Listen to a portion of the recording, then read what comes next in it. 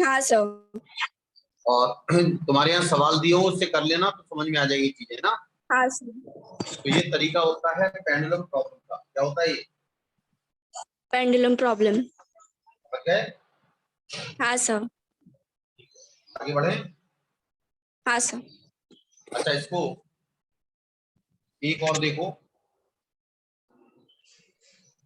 एक star mark करके लिखो, condition for equilibrium of three forces. Condition for equilibrium of three forces लिख लिया।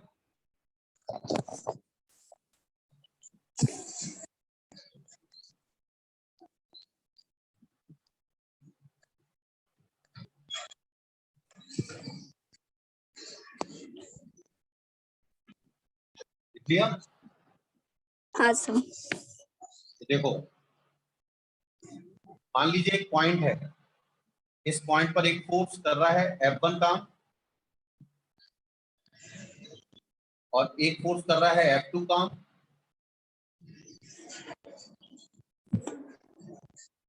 और तीसरा फोर्स काम कर रहा है F3। ठीक है? हाँ ठीक है। सर। मान लो ये पॉइंट P था जिस पर ये तीन फोर्स काम कर रहे थे, और पॉइंट P पर नेट फोर्स 0 था। क्या था नेट फोर्स? 0। मान लो F1 के सामने जो एंगल बन रहा है वो अल्फा है, F2 के सामने जो एंगल बन रहा है बीटा है, और F3 के सामने जो एंगल बन रहा है वो गामा है। सही है? हाँ सर। तो ये कंडीशन होती है, इसको कहते हैं लामीज थ्योरम। क्या कहते हैं इसको? Lami's theorem. Lami's theorem. ये केवल इक्विलिब्रियम के लिए होती है। ये होती है F1 अपॉन, इसके सामने कौन सा एंगल है? अल्फा है ना F1 के सामने। हाँ sir. F1 upon sine alpha बराबर होता है F2 अपॉन, F2 के सामने वाला एंगल बीटा है ना। यानी जब F2 हाँ लोगे तो सर। एंगल F3 और F1 के बीच में देखा जाएगा, जब F1 लोगे तो F2 और F3 के बीच में एंगल देखा जाएगा। तो F2 अपॉन साइन बीटा, और जब F3 लेंगे तो F1 और F2 के बीच में एंगल गामा है, तो F3 अपॉन साइन गामा। ये कंडीशन लगती है, इसको कहते हैं लामीज थ्योरम। क्या कहते हैं इसको? Lami's theorem. ओके, अच्छी तरह समझ में आया। और ये जब भी हाँ पॉसिबल है, इन तीनों फोर्सेस का रिजल्टेंट यानी F1 vector plus F2 vector, तीन फोर्स जो लग रहे हैं उन तीनों का रिजल्टेंट 0 हो। उन तीनों का रिजल्टेंट क्या हो? 0। उन तीनों का रिजल्टेंट 0 हो। समझ गए? हाँ सर। क्लियर है? हाँ सर। तो कुछ दिन पहले वेक्टर फॉर्म बता दिया था ना कूलम्स का? हाँ सर। बता दिया था पक्का ना? कोई दिक्कत तो नहीं है हाँ इसमें? सर बता दीजिए।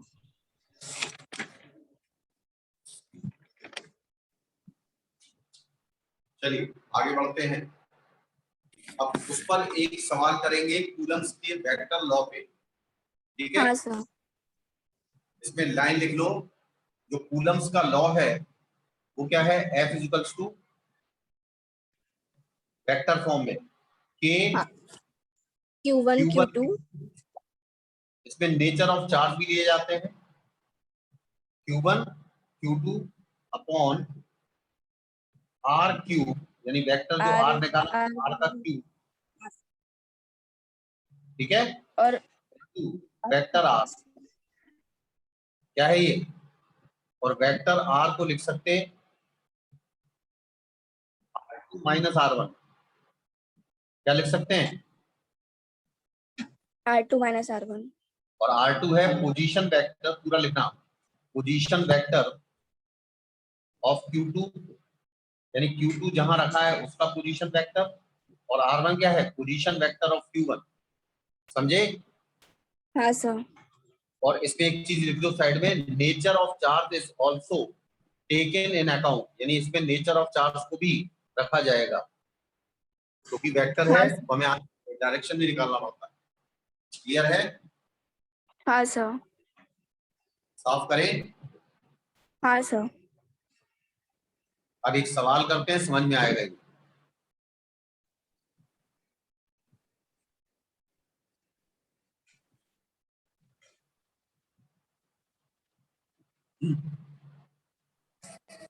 और ध्यान दें, जैसे एक चार्ज है -2 कूलम्स का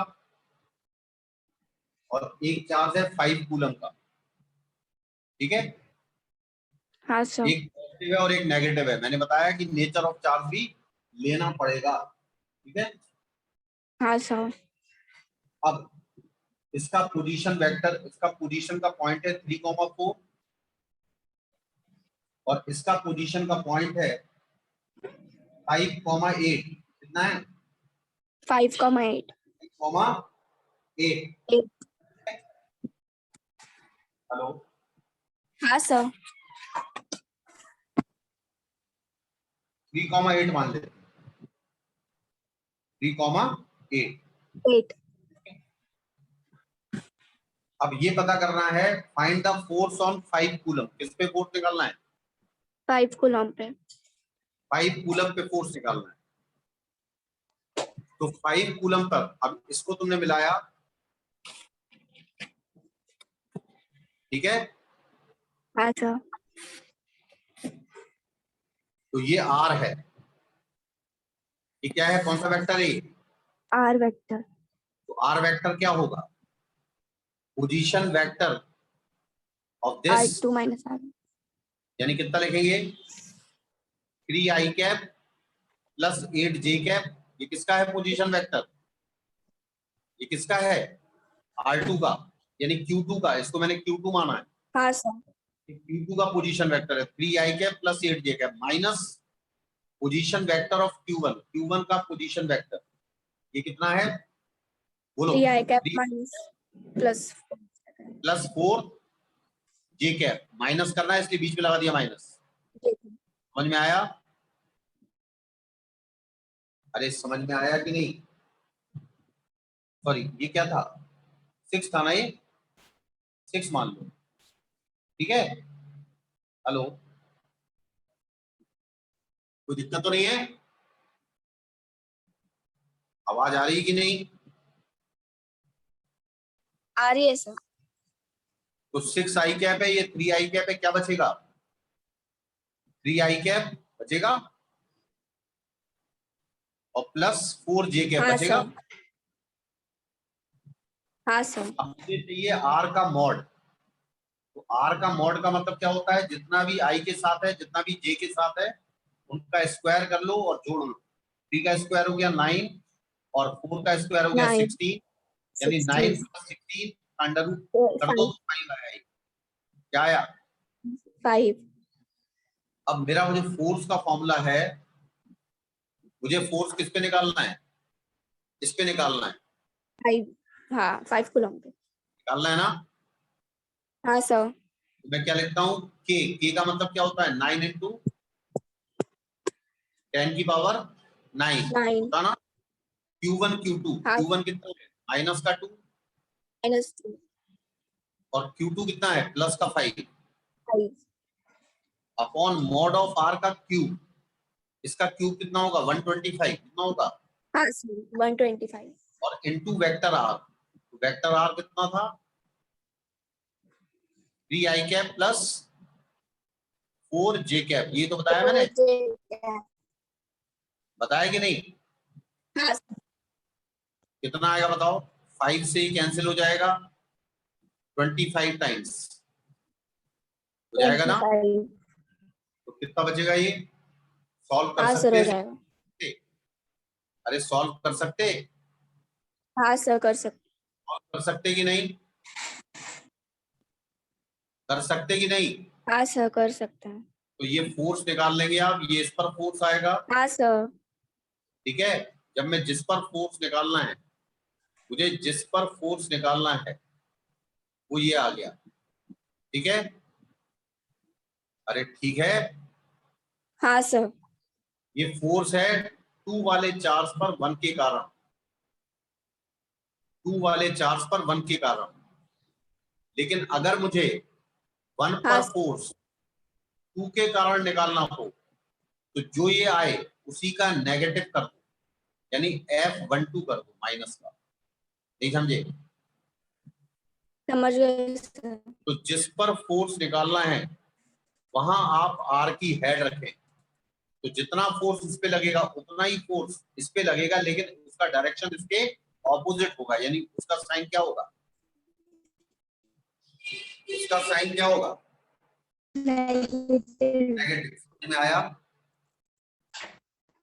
अरे समझ में आया कि नहीं? आया कि नहीं आया? हाँ सर। बहुत इंपॉर्टेंट है, इसलिए याद रखना हाँ पड़ेगा। सर। ठीक है, ठीक है। हाँ, हाँ सर, आ गया। क्या हो गया? क्या कह रही हो?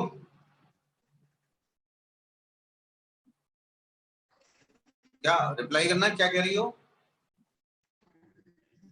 हाँ सर। कुछ कह रही थी क्या? अरे कुछ बोल रही थी क्या तुम? हेलो, कुछ बोल रही थी क्या तुम?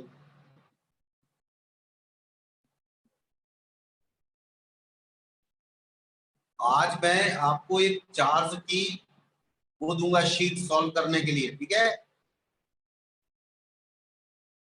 हेलो,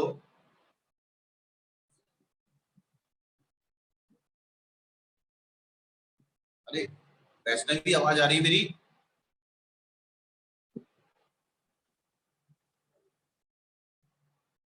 हेलो,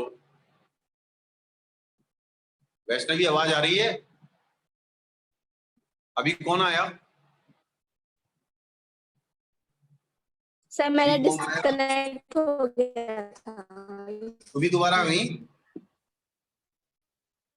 हेलो, अरे तुम्हारी आवाज नहीं आ रही है। हाँ तुम्हारी आवाज नहीं आ रही है ना, इसलिए कह रहा हूं मैं। साफ करें, इसे साफ करें। हाँ और सर। तुम्हारा नेट बहुत स्लो चल रहा है, तुम्हारी आवाज बहुत कट रही है।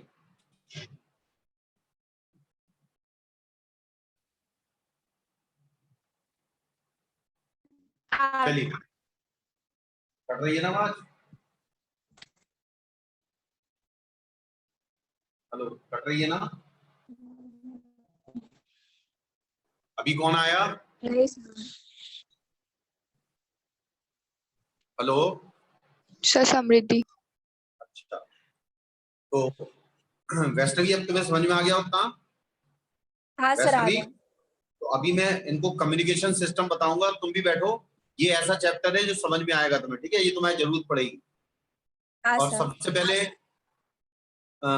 तुमने पूछा था कि जब ऑब्लिक कोलिजन होता है फोटॉन्स का तो प्रेशर क्या होता है, रेडिएट प्रेशर, ये पूछा है ना तुमने? Yes sir. मैं दोनों चीजें बता रहा हूँ।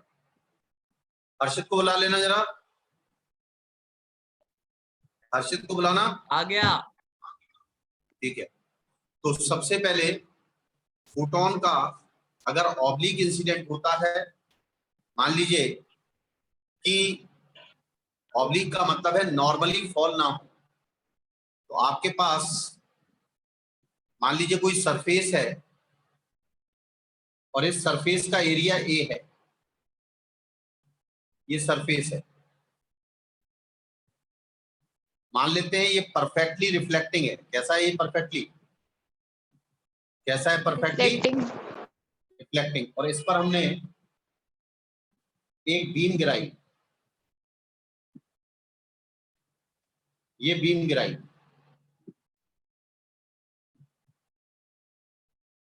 इस एरिया पर हमने एक बीम गिराई और इस बीम की इंटेंसिटी है आई, ठीक है? और मान लेते हैं इसका एंगल ऑफ इंसिडेंस थीटा है। हर फोटोन की जो एनर्जी है, मान लीजिए इसकी लैम्डा वेवलेंथ है, तो हर फोटोन की एनर्जी क्या hc बाई लैम्डा है कि नहीं भाई? Hello, Yes, sir. और इसका जो मोमेंटम है हर फोटोन का क्या h बाई लैम्डा है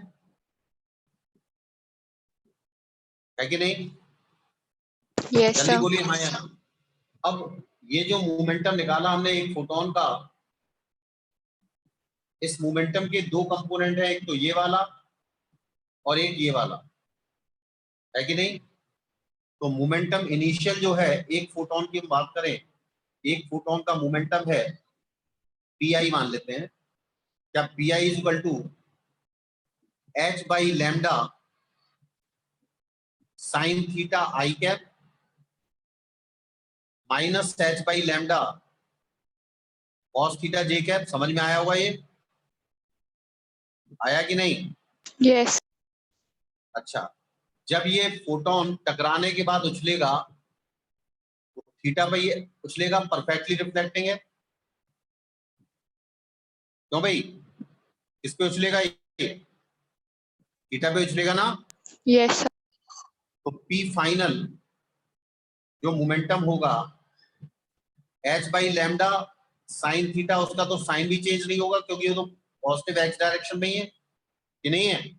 इसका जो मोमेंटम का हॉरिजॉन्टल कंपोनेंट है वो तो साइन थीटा स्टिल को ही रहेगा, Yes, sir. h by lambda sine theta I cap. लेकिन ये वाला जो कंपोनेंट है पॉजिटिव हो चुका है, तो h बाई लैम्डा प्लस का कॉस थीटा जे कैप हो गया।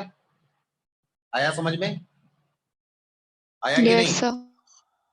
मेन चीज है मोमेंटम में कितना चेंज आया, delta change in momentum. This minus this कर दो तो क्या 2h by lambda cos theta J cap आया। Yes, sir. आया कि नहीं? मान लो n फोटोन पर सेकंड गिर रहे हैं, तो n फोटोन में टोटल चेंज ये आया, है कि नहीं? Yes, तो sir. भाई ये n फोटॉन्स पर सेकंड है, अपॉन डेल्टा टी से डिवाइड कर लो, यानी पर सेकंड ले रहा हूं मैं, अपॉन डेल्टा टी। और डेल्टा टी कितना है यहाँ पर? 1 सेकंड, क्योंकि इंटेंसिटी का मतलब है एक सेकंड में जो एनर्जी फॉल होती है, एक सेकंड में जो एनर्जी फॉल होती है। क्या ये फोर्स है? Yes, sir. क्या फोर्स का डायरेक्शन वही है जो चेंज इन मोमेंटम का है? Yes, sir. तो इस वाले पर अगर मैं पहले एन पता कर लूं और मुझे मालूम है इसका एरिया ए है, तो क्या मैं प्रेशर निकाल सकता हूं? तो प्रेशर इक्वल टू होता है फोर्स परपेंडिकुलर। तो फोर्स परपेंडिकुलर का मतलब जे क्या हटा दो आप, कंपोनेंट चाहिए, यानी N into 2h cos theta divide by lambda. ये आ गया भाई, है ना? Yes, sir. और अपॉन डिवाइड बाई प्रेशर चाहिए, अपॉन एरिया और कर दीजिए क्योंकि पूरा एरिया तो ए है। हाँ सर। अब हमें मेन चीज है नंबर ऑफ फोटोन निकालने। अब नंबर ऑफ फोटोन कैसे निकालेंगे? सबसे पहले आप देखो कि जो इंटेंसिटी का फॉर्मूला होता है, intensity is equal to total energy. Total energy, total energy का मतलब N into energy of one photon. क्यों भाई? Energy of 1 photon। दिख रहा है ना? हाँ सर। और इसमें वो एरिया लेना पड़ेगा जिस पर ये नॉर्मली फॉल हो रहे हैं, ये वाला एरिया। बात समझ में आ रही है? ये वाला एरिया नहीं आएगा। तो ये एंगल अगर Yes, थीटा है sir. तो ये एंगल 90 माइनस थीटा है, तो ये 90 है, तो ये थीटा है। बोलो हाँ या ना? हाँ सर। तो ये क्या ए कॉस थीटा है? Yes, sir. समझ में आ रहा? तो यहाँ अपन Yes, कॉस sir. थीटा से नीचे ए कॉस थीटा से मल्टीप्लाई कर देंगे, तो क्या इससे नंबर ऑफ फोटोन आ जाएंगे? आ जाएंगे कि नहीं? Yes, sir. और इस एन की वैल्यू को यहाँ पुट कर देंगे तो क्या प्रेशर आ जाएगा? Yes, sir. और अगर ये परफेक्टली एब्जॉर्बिंग है और नॉर्मली गिर रहा है तो थीटा 0 लिख दो। थीटा कितना लिख दो? 0। और परफेक्टली एब्जॉर्बिंग है तो फाइनल मोमेंटम को 0 लिख दो, तो 2 टाइम्स नहीं आएगा ये। हाँ सर। आ रहा है समझ में? आ रहा है कि नहीं? Yes, sir. Yes, sir. और अगर ये पार्शियली रिफ्लेक्टिंग है और पार्शियली एब्जॉर्बिंग है,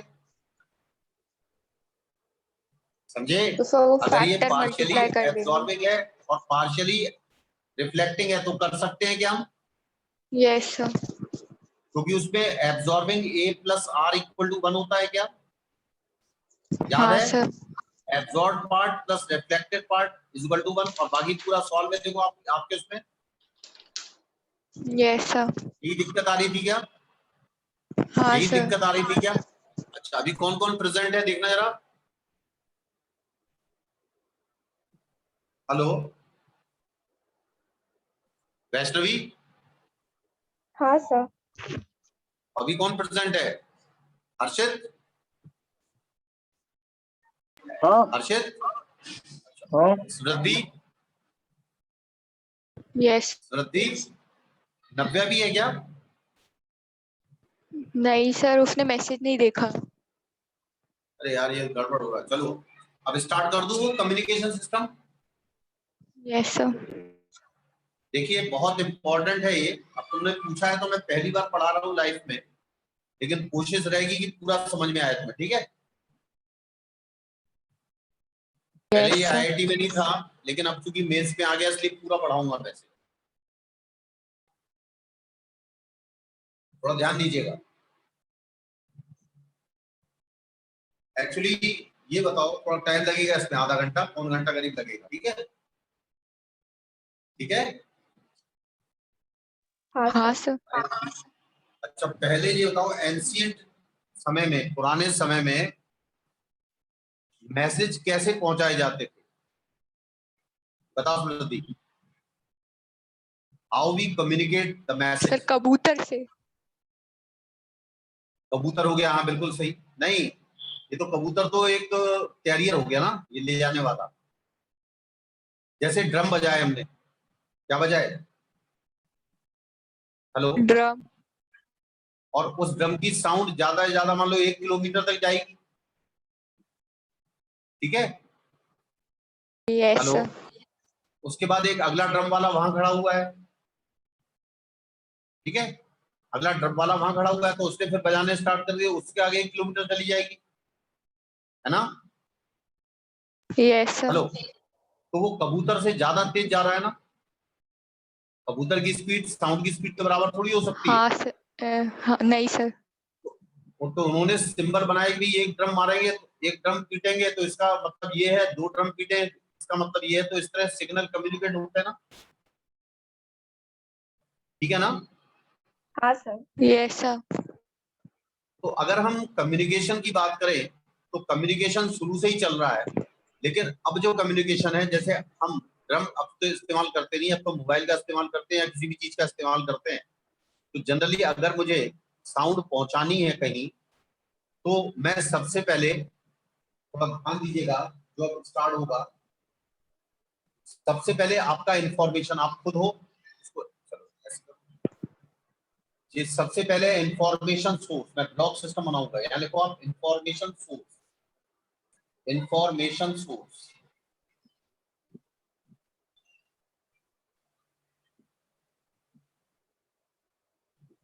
इंफॉर्मेशन सोर्स में जो आप बोलते हैं, जो आप बोलते हैं वो आप इंफॉर्म डाल रहे हैं। और जनरली हम जब बोलते हैं तो प्रेशर का वेरिएशन होता है, क्या होता है, क्या होता है? Pressure variation. और जहां आपको पहुंचाना है अपने मैसेज को, वो इतना लो फ्रीक्वेंसी है कि वो प्रेशर डायरेक्ट कम्युनिकेट नहीं होता, प्रेशर नहीं होता कम्युनिकेट कर। तो इंफॉर्मेशन जो है Yes, sir. वहां पर हम एक मैसेज वेव भेजते हैं, क्या भेजते हैं, क्या भेजते हैं? Message अरे क्या waves. भेजते हैं? एक प्रेशर वेव भेजते हैं, क्या भेजते हैं यहाँ पर, बोलिए क्या भेजते हैं? Pressure wave. देखिएगा pressure wave of weak frequency, it can not communicate, ये कम्युनिकेट नहीं हो सकती, ये कम्युनिकेट नहीं हो सकती, ठीक है? तो Yes, मान sir. लीजिए आपने जो प्रेशर वेव भेजी, जो इंफॉर्मेशन वेव भेजी, उसको मैं एमटी लिख रहा हूं, मैसेज किसी भी इंस्टेंट की पर, तो उसको मैं लिख सकता हूं जब वेव जाती है तो मीडियम के जो पार्टिकल होते हैं वो एसएचएम को परफॉर्म कर रहे हैं, और आपका जो मैसेज का जो आप भेज रहे हैं उसका एम्पलीट्यूड AM है। जनरली हम इसको चाहें तो वोल्टेज को भी मान सकते हैं क्योंकि हम डिजिटल फॉर्म में चेंज करते हैं। तो AM sine omega m into t, this is the angular frequency of message wave। यानी जो सोर्स है जो भेज रहा है ये बहुत लो फ्रीक्वेंसी की, किसकी है, किसकी है ये, हेलो, मैसेज वेव। हाँ बहुत लो फ्रीक्वेंसी की है, ठीक है। और ये एनालॉग वेव Yes, है, sir. कैसी वेव है ये, एनालॉग। एक होती है डिजिटल, एक होती है एनालॉग। तो एनालॉग का मतलब है इसका जो फॉर्म है वो सिंपल हर फ्रीक्वेंसी की मिल रही है, ये एनालॉग फॉर्म है। ये कैसा फॉर्म है, एनालॉग। बेटा 5 मिनट रुक जाना है, 5 मिनट का वेट करो। Hello, Yes, sir. 5 मिनट रुकना, 5 मिनट रुकना।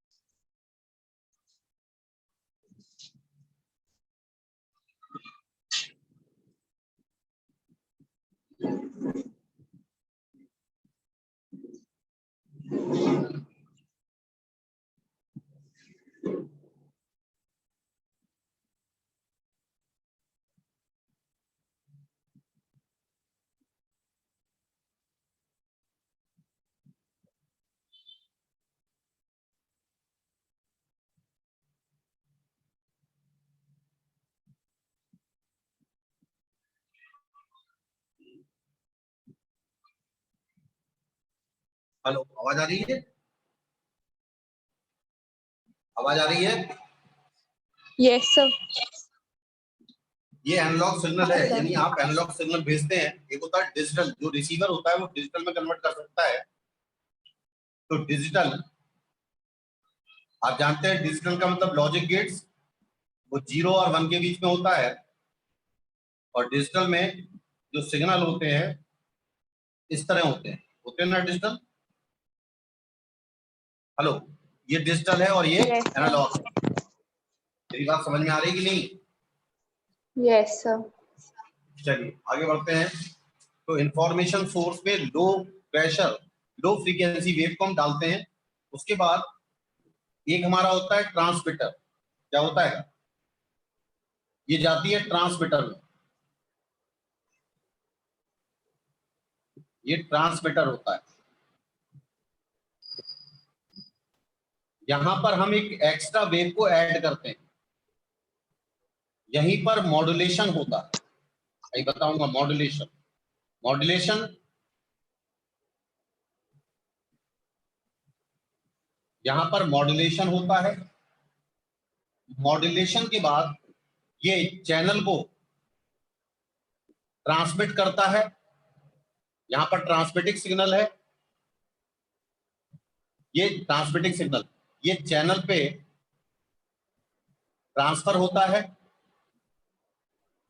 ये चैनल है, पूरा लिखना आप। और चैनल के बाद ये हमारा रिसीवर है। क्या है ये? रिसीवर है।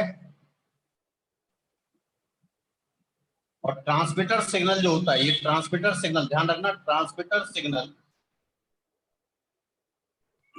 में जो एनालॉग सिग्नल है, या एनालॉग हो सकता है या डिजिटल, ठीक है? हेलो। Yes, sir. और रिसीवर का रोल है, ये रिसीवर है, ये इसको डीमॉड्यूलेट करता है। क्या करता है ये? क्या करता है? Demodulate. डीमॉड्यूलेट का मतलब है, अगर आपने एनालॉग सिग्नल भेजा है तो हमें हमें सुनाई भी तो एनालॉग ही देगा ना, Yes, sir. हमें डिजिटल थोड़ी सुनाई देगा। तो ये रिसीवर डीमॉड्यूलेट करता है, यानी वापस डिजिटल को एनालॉग में कन्वर्ट करता है। किसमें करता है? Demodulate. रिसीवर का रोल है डीमॉड्यूलेशन। इसने मॉड्यूलेट किया तो इसने एनालॉग को डिजिटल में कन्वर्ट किया, डिजिटल में चैनल को ट्रांसफर हुआ, चैनल ने रिसीवर का काम है डीमॉड्यूलेट करना, और डीमॉड्यूलेट करने के बाद हम यूज कर लेते हैं इंफॉर्मेशन, ये यूज कर लेते हैं, यानी जिस फॉर्म से हमने सिग्नल भेजा था वही फॉर्म हमें यहाँ रिसीव हो जाता। क्लियर हुआ? क्लियर है? Yes, sir. तो इसके लिए क्या करते हैं, मॉड्यूलेशन के लिए हम एक कैरियर वेव भेजते हैं। क्या भेजते हैं? ये हमारी कौन सी है? तो मैसेज सिग्नल है जो हमने भेजा, लेकिन इसको मॉड्यूलेट किया जाता है। समझ में आ रहा है? समझ में आ रहा है? Yes, sir. तो मॉड्यूलेशन तीन तरह का होता है। मॉड्यूलेशन तीन तरह का होता है। एक होता है एम्पलीट्यूड मॉड्यूलेशन, आप पूरा लिखना, एम्पलीट्यूड मॉड्यूलेशन। दूसरा होता है फ्रीक्वेंसी मॉड्यूलेशन, और तीसरा होता है फेस मॉड्यूलेशन। ये फेस मॉड्यूलेशन है, ये फ्रीक्वेंसी मॉड्यूलेशन है, और ये एम्पलीट्यूड मॉड्यूलेशन। क्लियर है? Yes, sir. दूसरी मीटिंग तुरंत स्टार्ट होगी, ध्यान रखना। तो हमें जो पढ़ना है, जो आपके कोर्स में सिर्फ एम्पलीट्यूड मॉड्यूलेशन, क्या है? Amplitude. सिर्फ। तो एम्पलीट्यूड मॉड्यूलेशन के लिए जो हमारी वेव थी, जो मेरा मैसेज सिग्नल था, वो ये था। तो इसके लिए मैं कैरियर वेव भेजता हूँ। क्या भेजता हूँ?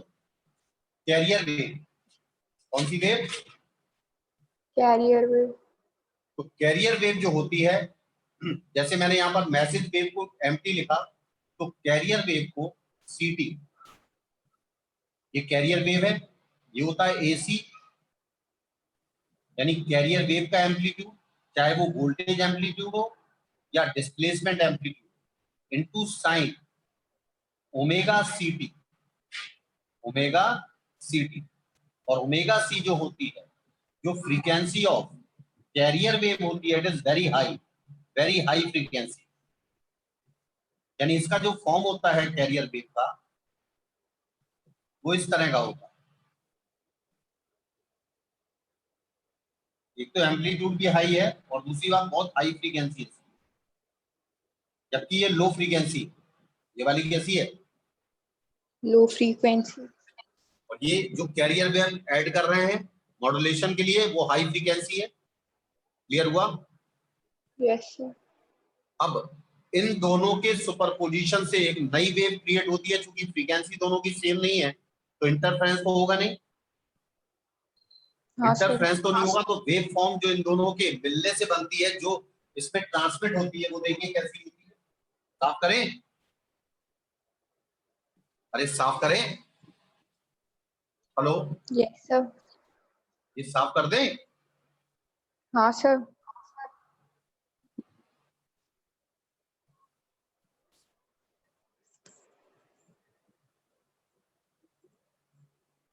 अब इन दोनों के सुपरपोजिशन से जो वेव का फॉर्म बनता है, सीधी बात है, दोनों की फ्रीक्वेंसी सेम नहीं होगी तो बीट टाइप का स्ट्रक्चर बनेगा। इस टाइप का स्ट्रक्चर बनेगा, इस टाइप का स्ट्रक्चर बनेगा, बीट टाइप का बनेगा ना। अरे जब फ्रीक्वेंसी सेम नहीं होती तो किस टाइप का बनता है? हेलो,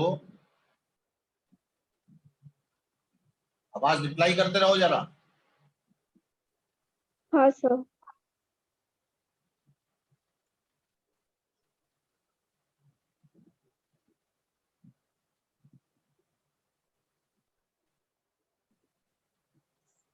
ये इस तरह का वेव फॉर्म आगे चलता है। तो यहाँ पर ये वेव फॉर्म जो है वो इस तरह का चलता है, ऐसे पूरा नहीं बना रहा हूं।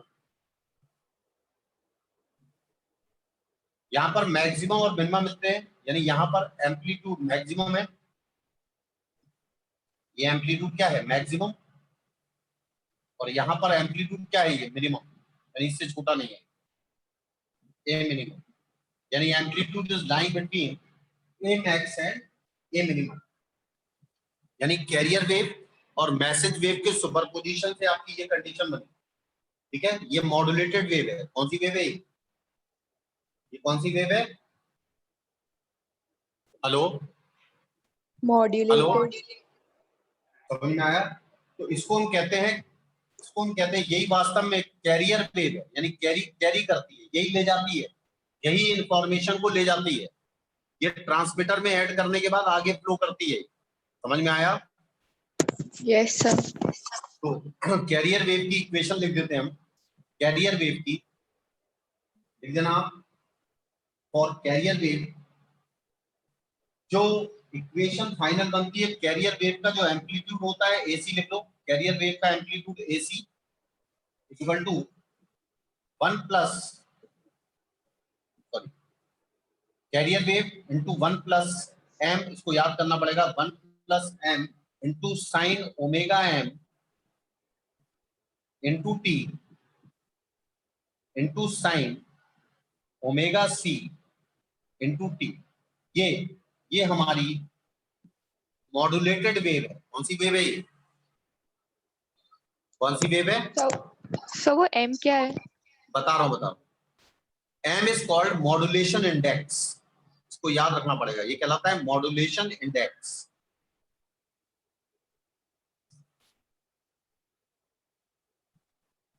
Modulation index. और ये ओमेगा एम जो है वो angular frequency of message wave है जो हमने भेजी, और ओमेगा सी ये जो हमने मॉड्यूलेटेड वेव भेजी है, ये मॉड्यूलेटेड वेव है, और ये कैरियर वेव यानी जो हमने मॉड्यूलेशन के लिए यूज की है उसकी फ्रीक्वेंसी है। समझ में आ रहा है ये? Yes, sir. चलिए, और इस एम का मतलब होता है, ये होता है मॉड्यूलेटेड वेव का एम्पलीट्यूड, सॉरी मैसेज वेव का एम्पलीट्यूड अपॉन कैरियर वेव जो है उसका एम्पलीट्यूड। क्लियर है? यानी दिस, ये एम्पलीट्यूड, और जो मैसेज मैंने भेजा वो। क्लियर है? Yes, sir. अब ये बताओ मुझे, जो मेरी मॉड्यूलेटेड वेव चल रही है उसकी मैक्सिमम वैल्यू क्या होगी? उसकी मैक्सिमम वैल्यू होगी जब इसकी वैल्यू 1 होगी। साइन ओमेगा एम टी की वैल्यू कितनी होगी? अरे इसकी मैक्सिमम वैल्यू कितनी होगी? 1 होगी ना। Yes, sir. तो ए मैक्स की वैल्यू क्या होगी? ए सी इंटू 1 प्लस एम होगी ना ये। हाँ सर। और ए की मिनिमम वैल्यू क्या होगी? साइन ओमेगा एम टी की समेशन पर मिनिमम वैल्यू -1 होती है। नहीं 0, अरे -1 अच्छा, होती है ना हाँ। इसकी वैल्यू। हाँ सर।